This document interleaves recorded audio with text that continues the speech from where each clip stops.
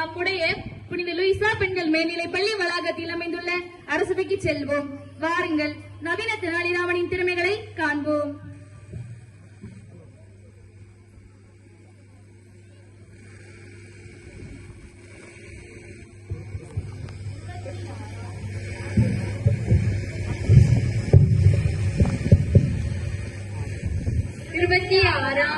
புலிகேசியின் அமைச்சரவை ஆரம்பம் ஆரம்பம் ஆரம்பம்.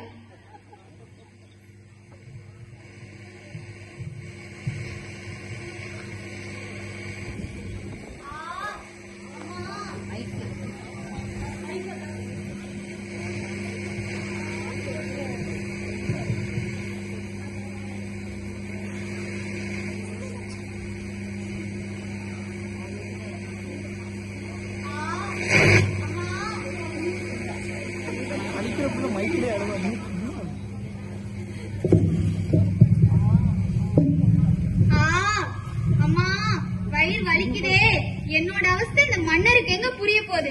சீக்கிரமா வாராரா அந்த மன்னர்? அமைச்சரே, என்ன ஆயிற்று? வயிற்று வலி அமைச்சரே. நேற்று இரவு என்ன உணவு வாங்கி உண்டீர்கள்? வழக்கம் போல சிக்கன் ரைஸ் தான்.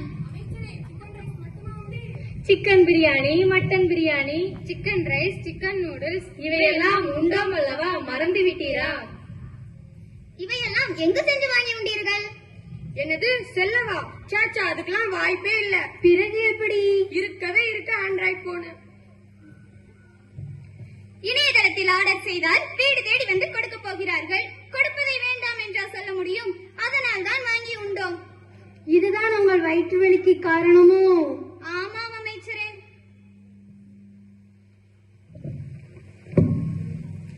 ராஜாதி ராஜ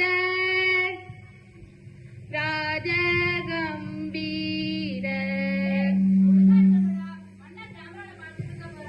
சரிடா.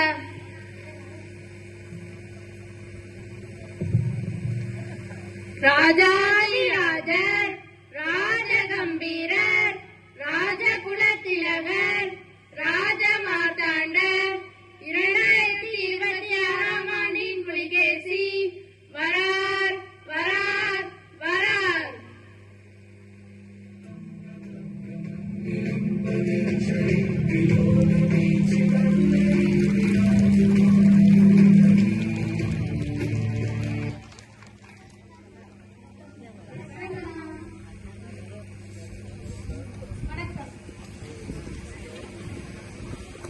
வணக்கம்.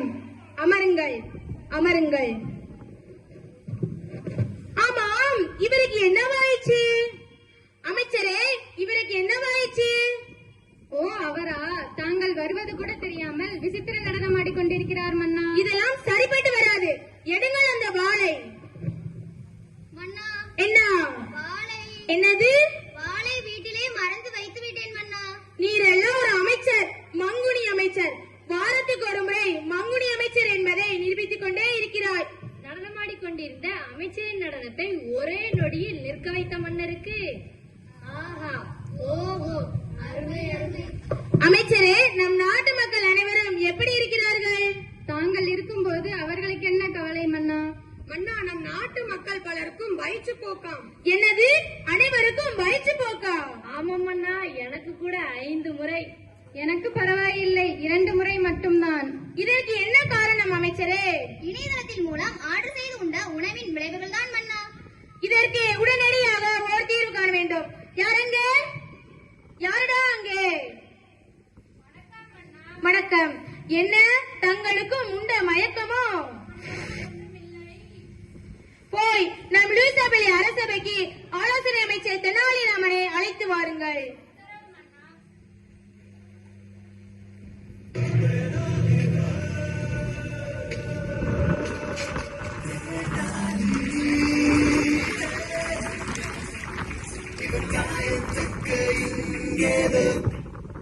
வணக்கம் அண்ணா. வணக்கம். பாருங்கள் தெனாலிராமா, அமருங்கள்.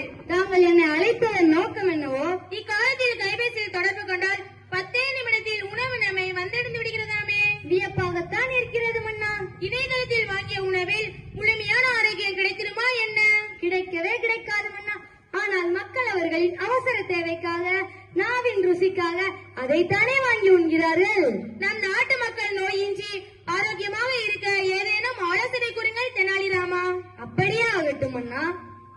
மன்னா, நீங்கள் எங்களை கேட்டிருந்தால் நாங்களே பல ஆலோசனைகள் கூறியிருப்போம். இதற்கு எதற்கு தெனாலிராமன்? ஓ, இப்போது தெனாலிராமனை அழைத்ததுதான் உங்கள் பிரச்சனை. அப்படியெல்லாம் ஒன்றுமில்லை மன்னா. இருந்தாலும் உங்களுக்கு எந்த பிரச்சனையும் வேண்டாம். நீங்களே கேள்வி கேளுங்கள். அவர் தகுதியானவர் என்பதை நீங்களே புரிந்து கொள்வீர்கள். கேள்வியை நீங்கள் கேட்கிறீர்களா, இல்லை நான் கேட்கட்டுமா? கேளுங்கள், பதில் கூற தயார். கல்வியும் திறமையும், பிரிக்க கூடாதது பெற்றோரும் பள்ளியும், சேர்ந்தே இருப்பது ஆசிரியரும் மாணவரும், சேரக்கூடாதது வறுமையும் நோயும், அப்படி என்றால் பார்க்க கூடாதது தொலைக்காட்சியும் கைபேசியும், பார்க்கக்கூடியது நேரமும் தேர்வும், கல்விக்கு தரமான பள்ளி, அதிக மதிப்பெண் பெற்று ஒளிமயமான எதிர்காலம் பெற வேற என்ன, நம் லூயிசா பெண்கள் மேல்நிலை பள்ளி மட்டும்தான். நீங்களே அனைத்திற்கும் சரியான விடை கூறிவிட்டீர்கள். இப்பிரச்சனைக்கும் நல்ல ஆலோசனையும் கூறிவிடுங்கள். அனைத்தையும் அறிந்தவரே, நீரே தகுதியானவர் என்பதை அரசவை ஒத்துக்கொள்கிறது. நீங்களே ஆலோசனை கூறிவிடுங்கள். அப்படியே ஆகட்டும் மன்னா. மன்னா, நாட்டில் உள்ள மக்கள் அனைவரும் வீட்டில் மட்டுமே சமைத்து உண்ண வேண்டும் என ஆணையிடுங்கள் மன்னா.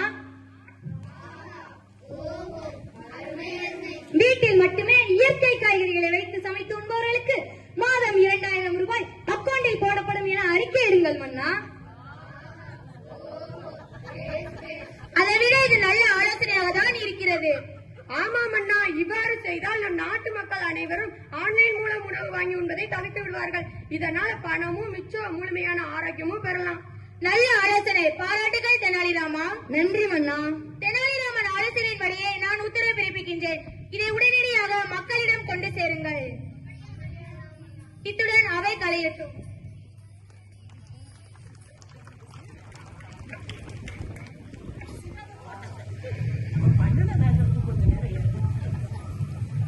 சுட்ரா சுட்ரா சுட்ரா. பின்னாடி வரண்டா சுடுறா. ஏன் அங்க ஒருத்த வாரம் வரடா. என்ன இந்த அமைச்சரவை ஒரே ஆட்டம் பாட்டம் கொண்டாட்டம் என அமர்க்களமாய் இருக்கிறது. அனைவரும் கைகளில் என்ன வைத்திருக்கிறீர்கள்? வேறு என்ன, மொபைல் போன் தான். அனைவரும் அதில் என்ன செய்கிறீர்கள்? பப்ஜி கேம் விளையாடி கொண்டிருக்கிறோம். நானும் இப்பொழுதுதான் வீட்டில் விளையாண்டு விட்டு வருகிறேன். அப்படி என்றால் சரி, வாருங்கள், அனைவரும் சேர்ந்தே விளையாடலாம். சரி வாருங்கள்.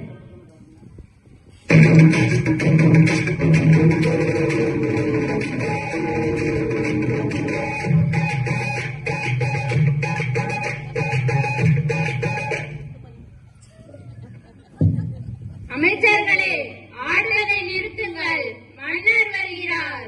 டேய், இப்பயாவது ஒழுங்கா சொல்லுடா. சரிடா.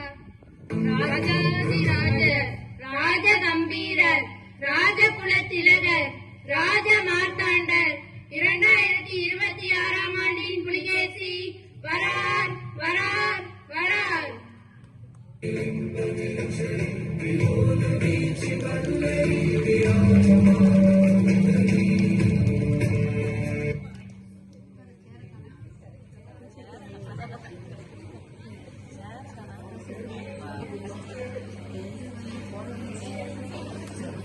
என்ன அரசவை ஒரே கொண்டாட்டமா இருக்கிறது?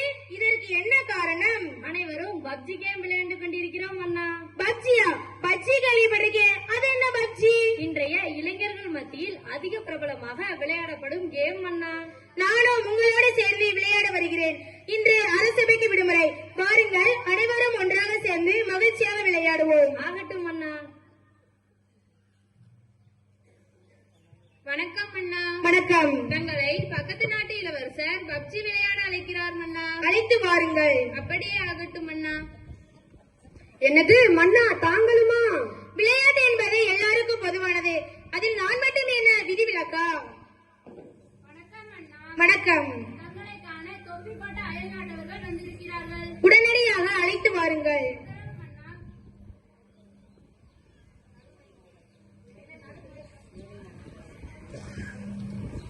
வணக்கம் அண்ணா. என்ன வணக்கம்லாம் பயங்கரமா இருக்கு. மீண்டும் வணக்கம் அண்ணா. தாங்கள் வந்ததன் நோக்கம் என்னவோ? எங்கள் டுபாக்கோ கம்பெனியின் மொபைலை தங்கள் நாட்டில் அறிமுகப்படுத்த அனுமதி தாங்கள். என்னது, என் நாட்டில் டுபாக்கூர் கம்பெனி மொபைலா? தாங்களுக்கும் கமிஷன் தருகிறோம். என் நாட்டு மக்களுக்கு பயனுள்ளதாக இருந்தா உடனே அனுமதி தருகிறேன்.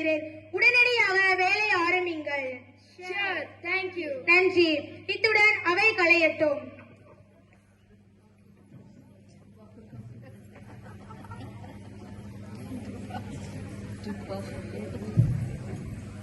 ஃப்ரெண்ட்ஸ், இப்போ நம்ம எங்க இருக்கோம்? ஃபேமஸான பூங்கால இருக்கோம். இந்த இயற்கை எவ்வளவு அழகா இருக்கு பாருங்களேன். இந்த குழந்தைங்க எல்லாம் எவ்வளவு அழகா விளையாடிட்டு இருக்காங்க. என்னைக்கு இல்லாம இன்னைக்கு நான் ரொம்ப அழகா இருக்கேன்ல, என் ஹாஸ்டியம் ரொம்ப அழகா இருக்குல்ல. இதெல்லாம் போட்டோ எடுத்து இன்ஸ்டால போஸ்ட் பண்ணனா லைக்கும் ஃபாலோவும் சும்மா கூடும். இந்த பூங்கா அழகா இருக்கா இல்ல நான் இருக்கிறதுனால இந்த பூங்கா அழகா இருக்கான்னு தெரியல. வாங்க பாப்போம்.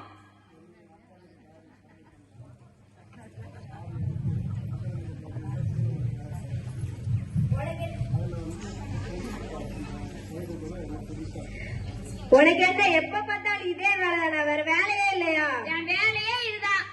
மொபைலோட முன்பின் விளைவுகள் பற்றி தெரிஞ்சா நீ இப்படி பண்ணுவியா? அதை பத்திலாம் எனக்கு கவலையே இல்ல. சரியா தப்பெல்லாம் தெரிஞ்சுக்க எனக்கு விருப்பம் இல்ல. எனக்கு பிடிச்சிருக்கு, நான் பண்றேன். உன்னைய சொல்லி திருத்த முடியுமா? போ போ.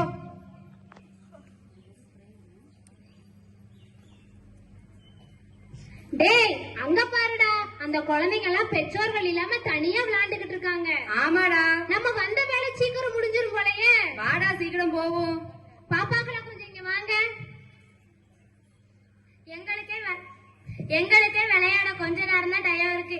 இப்ப எங்க அம்மா வந்து எங்களை கூட்டிட்டு போயிருவாங்க. அதுக்குள்ள நாங்க விளையாண்டுக்கிறோம். எங்களை டிஸ்டர்ப் பண்ணாதீங்க. அதெல்லாம் இருக்கட்டும், நான் உங்களுக்கு ஒண்ணு தாரேன். அதை டேஸ்ட் பண்ணி பாக்கீங்களா?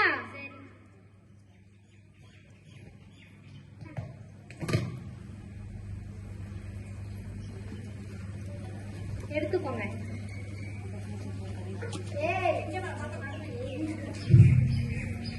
ஏய், எடுக்காதடி. அம்மா தான் யாரும் எதுவும் கொடுத்தாலும் வாங்க கூடாதுன்னு சொல்லிருக்காங்களே, எதுக்கு வாங்குற?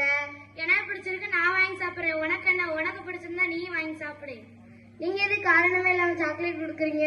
எங்க வீட்லயும் உங்களை மாதிரி ஒரு குட்டி தம்பி இருக்கா. அந்த தம்பிக்கு நீங்க பிறந்த நாள், அதனால கொடுக்க வந்தா எடுத்துக்கோ. ஓ, இதானா?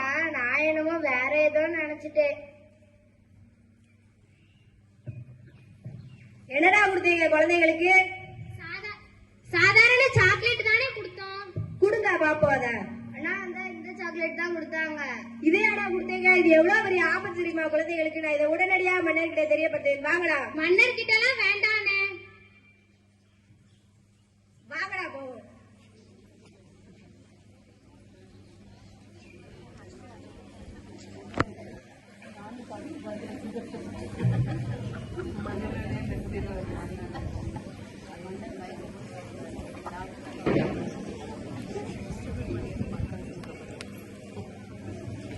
நில்லுங்கள், எங்கே செல்கிறீர்கள்? மன்னரை காண வேண்டும். இங்கேயே நில்லுங்கள், அனுமதி பெற்று வருகிறேன். வணக்கம் அண்ணா. வணக்கம். தங்களை காண ஊர் பொதுமக்கள் வந்திருக்கிறார்கள். உடனடியாக அழைத்து வாருங்கள். உத்தரவு அண்ணா. நீங்கள் உள்ளே செல்லலாம். வணக்கம் அண்ணா. வணக்கம். நம் நாட்டில் அநியாயம் அடைகிறது மன்னா, அநியாயம் அடைகிறது. என்னது? என்ன அடியில் அநியாயமா? ஆமாம் மன்னா, சிறு குழந்தைகளுக்கு எதை கொடுக்க கூடாதோ அதை கொடுத்து அவர்களின் வாழ்வை வீணாக்குகிறார்கள் மன்னா. காவலர்களே, இவர்களை உடனடியாக சிறையில் போடுங்கள். மக்களின் கோரிக்கையை நிறைவேற்றிய மன்னருக்கு நன்றி. அமைச்சர்களே, குழந்தைகளின் எதிர்காலத்தை பாதிக்கக்கூடிய எந்த ஒரு பொருளும் என் நாட்டில் இருக்கக்கூடாது. உடனடியாக தடை செய்யுங்கள். அது மட்டுமில்லை மன்னா, குழந்தைகளுக்கும் பெற்றோர்களுக்குமான இடைவெளி குறைவதும் நேரம் பங்கிடாமை இப்பிரச்சனைக்கு முதல் காரணமாகும். அதை முதலில் சரி செய்ய வேண்டும். மன்னா, நம் நாட்டில் புதிதாக அறிமுகப்படுத்திய 5G மொபைல் போனால பல குழந்தைகள் பாதிக்கப்பட்டுள்ளதாக செய்தி வந்துள்ளது மன்னா. பயனுள்ளதாக இருக்கும் என்பதால் தானே அறிமுகம் செய்ய அனுமதி வழங்கினேன். ஊடகங்களை வெறும் பொழுதுபோக்கிற்கு மட்டுமே பயன்படுத்தாமல் சமூக முன்னேற்றத்திற்கும் சுய ஒழுக்கத்திற்கும் ஆக்கப்பூர்வமாக பயன்படுத்த வேண்டும் அண்ணா. அது எப்படி? ஊடகங்கள் இல்லாமல் முன்னேற முடியுமா என்ன? அப்படி யாரேனும் இருக்கிறார்களா? ஏன் இல்லை, இந்திய ஊடகத்துறையில் புரட்சி ஏற்படுத்திய ஸ்ரத்தா சர்மா.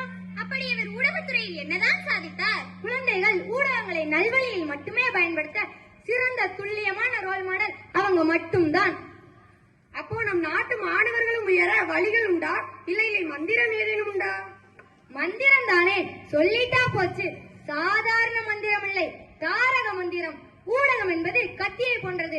அதை கொண்டு காய்கறி வெட்டவா இல்லை கைகளை வெட்டவா என்பது உங்கள் கைகளில் தான் உள்ளது.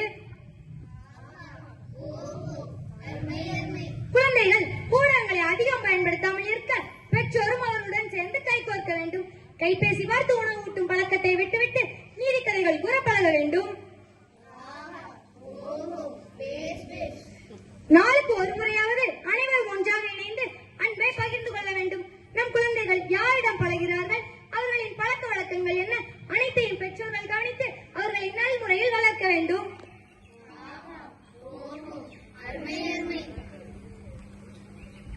மிக்க நல்லது. இன்றைய அவையில் ஏற்பட்ட அனைத்து பிரச்சனைகளுக்கும் தீர்வுக்குரிய தெனாலிராமனை இந்த அவை பாராட்டுகிறது. நன்றி மன்னா.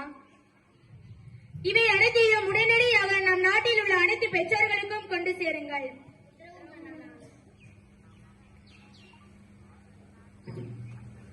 இதுவே என் கட்டளை, என் கட்டளையே சாசனம். ஆம், இன்று தெனாலிராமன் கூறிய ஆலோசனைகள் இங்கிருக்கும் அனைவருக்கும் தான். குறிப்பாக எதிர்கால தலைவர்களாக உருவாக இருக்கும் நம் குழந்தைகளை கவனமுடன் வளர்க்க வேண்டும். ஊடகங்களை தேவையான நேரத்தில் மட்டுமே பயன்படுத்தி தேவையில்லாத நேரத்தில் அப்புறப்படுத்தி ஊடகங்களுக்கு பதிலாக நல்ல நூல்களை வாசிக்க நம் குழந்தைகளை பழக்குவோம். அறிவார்ந்த சமுதாயத்தை இன்றைய டிஜிட்டல் உலகில் உருவாக்குவோம். நன்றி.